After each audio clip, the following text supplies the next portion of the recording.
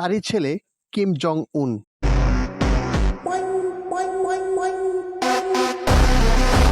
বাবা, ছেলে, তারপর নাতি।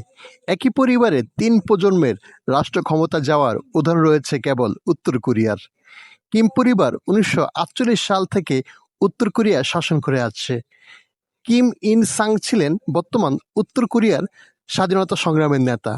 ক্ষমতাশীল ওয়ার্কার্স পার্টি অফ কোরিয়ার নেতা ছিলেন হিসাবে ৯ সেপ্টেম্বর ১৯৪৮ সালে তিনি সরকার প্রধানের দায়িত্ব নেন।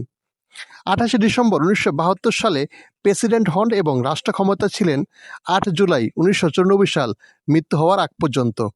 বাবার মৃত্যুর পর ক্ষমতাশীল দলের সাধারণ সম্পাদক এবং উত্তর কোরিয়ার সর্বোচ্চ নেতা প্রেসিডেন্ট হন কিম ইল সাং এর ছেলে কিম জং ইল।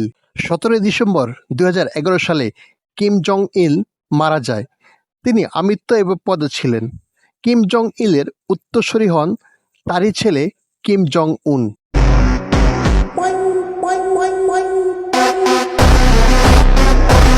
কিম জং উনের কথা সবাই জানেন।